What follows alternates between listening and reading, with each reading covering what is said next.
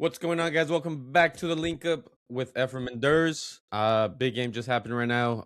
Big in the Premier League. United just beat Arsenal, and they beat City last week. So, yeah, big points for Arsenal to drop. They're now 4 points ahead of City, and I think Aston Villa too. Right? They tied up with City.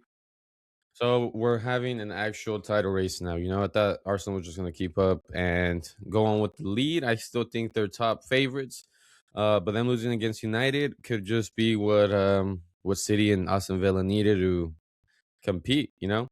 Arsenal lose again. Man United's now in fourth place.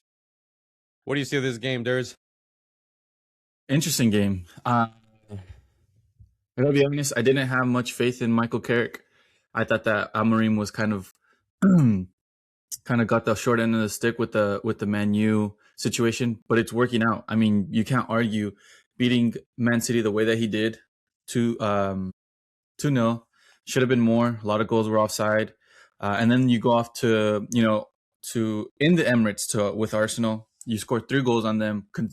Probably the best defense in the league. Definitely the best defense in the league. You go and you score 3 goals, beautiful goals, and you beat first place, and now you're in Champions League. Man U's next couple games look very, very interesting for them to try to keep that Champions League spot. They pushed out Liverpool. They pushed out Chelsea out of that top 4 positioning after these last 2 big wins. It's looking good for Manchester United. On the flip side, Arsenal has been kind of shaky going forward. I think their offense has been struggling, and I've been saying this for quite a while now. I think that they need just a big couple games. In the last 5 games, 2 draws, 2 wins, 1 loss in the Premier League. I think that they need to really put their stamp on this season if they really want to be considered favorites to win the league, like you had mentioned before. They're now there is a title race because of the form that they kind of lost within this last couple months, or this last month. This next month, it looks relatively easy for first place, I would argue, but I think Man United have a better next couple of games to play. Overall, the game wise, let's dive into the game a little bit. I think it was a good game, very back and forth. Arsenal, to be honest, didn't have the most creativity, and as far as their chances, their goals, I think that they were mostly just kind of lucky goals. A corner kick, like they always score, and then an own goal from Lisandro Martinez. Kind of lucky to get those goals, in my opinion. But on the flip side, I think Manchester United had really, really good opportunities. Their offense has been one of the best, I think, in the Premier League this season. If I'm being honest, they score a lot, but they leak a lot of goals. These last couple of games, they're kind of been tightening up the defense, and they're getting the results. So overall, this game, I think it was a huge win for Man United. I wouldn't really consider it an upset, just because of how Man United has been coming into these last couple of games. Is Michael Carrick the truth? I don't know, but he needs to get reinforcements the way that he wants to get reinforcements. If there's anything to kind of grow from Manchester United come next couple of seasons. Do you see a world where United keep Carrick? Because I at think, this yeah. point, you're 2-0 against Arteta, and you beat Pep. You've played 5 games, and you've won all, or you haven't lost. You drew to Chelsea, but I mean, quite the resume of games, and to come on first 2 games, Arsenal and City, and just, I mean, the way they dominated City, bro. Like you said, it could have been more, should have been more. There's like 3, 4 offside goals. They're all over them, man. I don't know what's wrong with City, but they're not finding form right now. Holland isn't scoring, and they're just in shambles right now. Surprising, they're still 4 points just below Arsenal.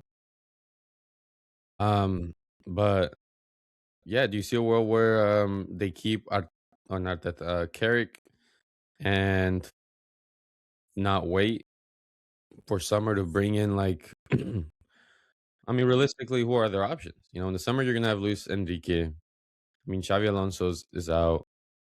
I mean, I don't see Zidane coming back.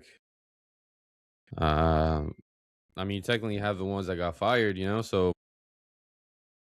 are they gonna bring Oli? Um, they're gonna bring Oli back. I don't know, man. I I don't see what would hurt. I mean, does Carrick even manage a team right now? Like, besides obviously United, but this whole time, what was he doing? Yeah, so basically his resume, if you could call it that. Well, yeah, definitely resume. He's only coached Manchester United for those couple games that he had, 2 wins, 1 draw. And then he went on to coach Middlesbrough, and was kind of lackluster. Didn't do exceptional. That ended in June this summer. So he coached them basically for a couple years since October 2022 all the way through June, and now he's back at Man United, interim coach with 100% success rate with the 2 games. Right, pretty big games. I think that when it comes to if he stays or not, it's ultimately not going to be decided just because he beat Arsenal and he beat Man City.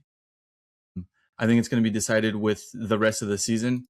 Like I mentioned, these next couple games Man United have are definitely doable.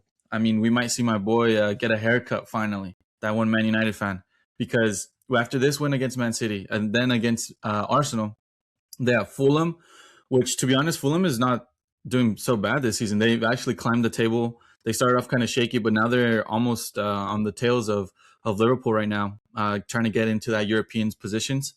Then they have Tottenham, who's been super lackluster. So, and then West Ham, which West Ham has been super struggling this season. They're kind of figuring things out. They got some transfers, so it'll be those 3 games are pretty interesting, to be honest. But I can see our menu really going on a run from here on until like the Austin Villa game that they have in March, mid March. So I think that's where it's really going to buy him his stay at Man U. Can he do it against? Can he do it consistently? I guess you could say. And yeah, I think if a coach really does a job consistently like that and he gets them into a Champions League position, I would say Man United would be pretty dumb to not keep him. And I would say it's probably the better choice also because, like you mentioned, who's really out there available? Luis Enrique is a potential. Xabi Alonso is a potential. And other than that, I mean, who else could do a job? I could see maybe a coach that coached in the World Cup that no longer wants to do that job anymore. Like, for example, just putting stuff out there, like Spain's coach. He's never coached like an actual club. Maybe he wants a new challenge, and then Man United could be that option. But as far as Michael Carrick goes, I think that you should definitely give him the backing if he does a good job. And I think that's kind of like an obvious answer, but I think it's a fair answer. I like that. I like that. And the World Cup, like Ancelotti, he's officially for Brazil, right? Yeah, he's been coaching Brazil for a while It's now. like So if he like, doesn't like it, and then he's like, you know what, I'm going back to club United. I'm here. Um, yeah, that could be a possibility. I think these next 3 games are going to be very important. If Carrick just goes on a 5 game winning streak, homeboy gets to cut his hair, and I think that should be the deciding factor of who gets the role. But that just makes you think, for United, like, and it's almost a little bit scary as a Liverpool fan. Um, Obviously, it's very early, but I'm just seeing the possibilities out there. But a lot of people said give Amorim time. I feel like they gave him a lot of time, and nothing came out. And part of me thinks, what if he was, in fact, that rotten apple of the team, And without him, the team's looking good. Maybe their spirit's high right now. Momentum is looking good. They just beat City and Arsenal. They could just build off this, continue to just go on a winning streak. They already beat the top 2 teams.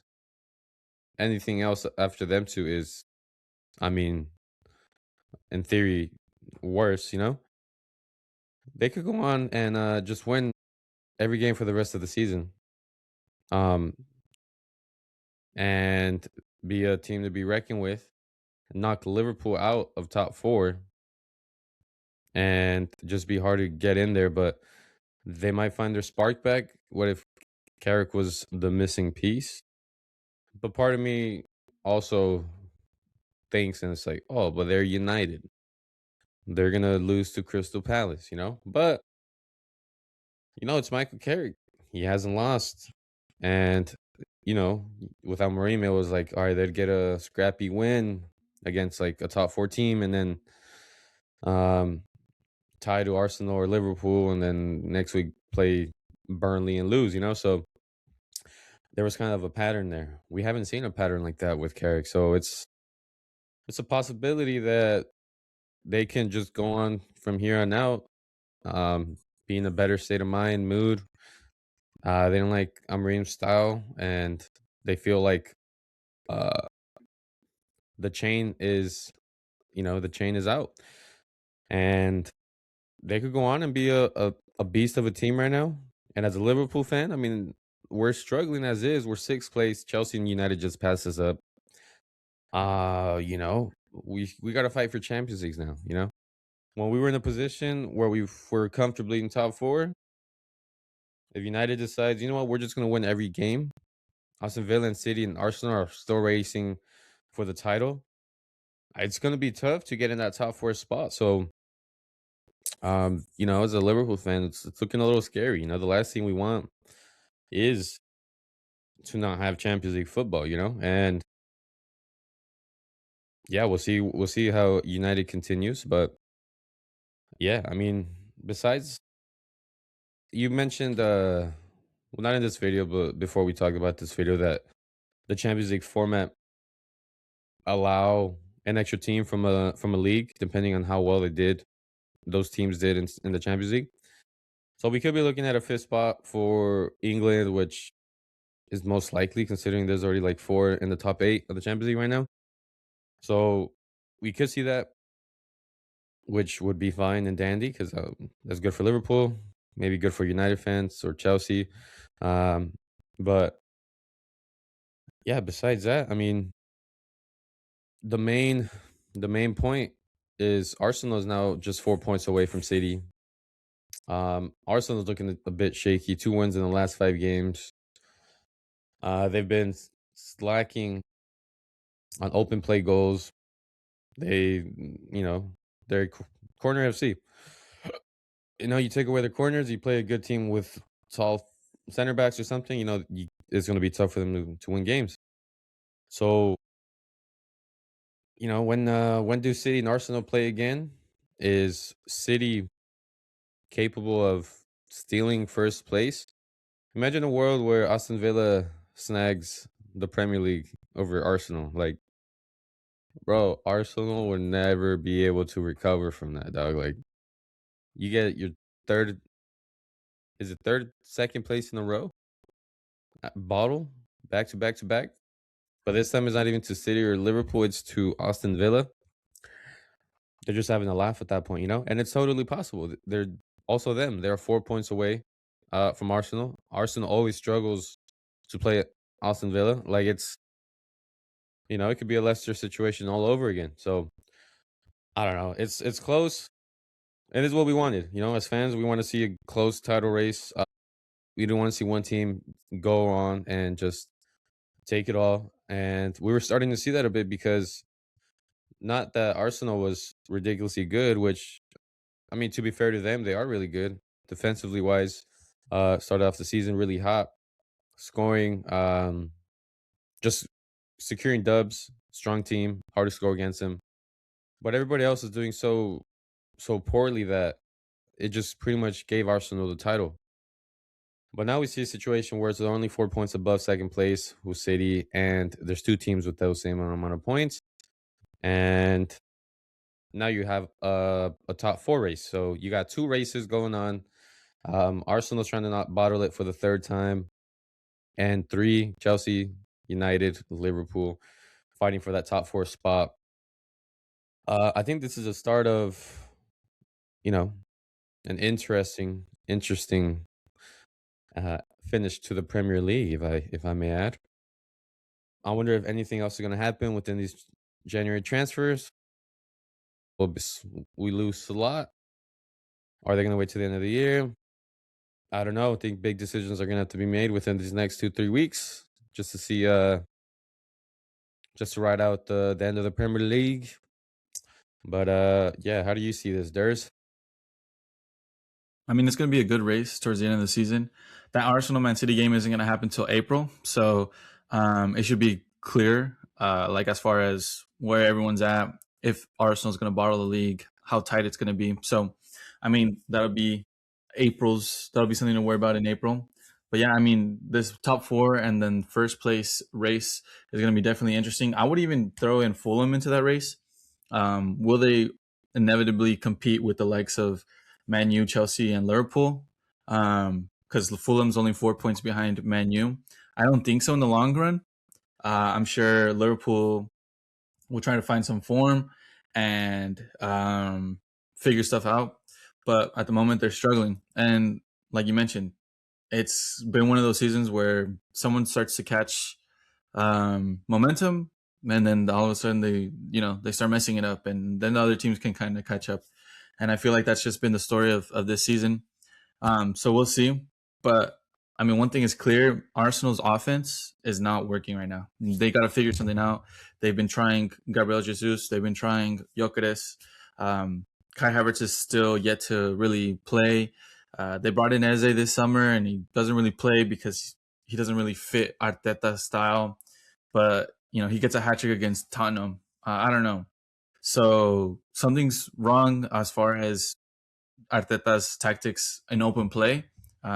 He's lucky to have such a great corner kick specialist. But other than that, I mean, Arsenal, if they want to win the league, you got to win by being able to, beat opponents in every single aspect, whether it's from corners, whether it's from open play, and et cetera, et cetera.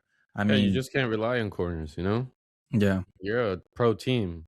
What the fuck you doing just scoring corners? Like, come on now. So, But hey, I if mean, it wins ultimately, games, it it's going wins to be, games. If it wins leagues, yeah, I mean, they're not going to be tripping. yeah. But something has to change. Even Man City's case, defensively, they brought in Mark Gahey, so we'll see how that helps them. But I think Man City's dropped a lot of points because of their defense. Aston Villa's been doing decent for who they are, but again, I mean, we'll see come April, May how the table's looking, and hopefully it's a tighter race, just like how it is now.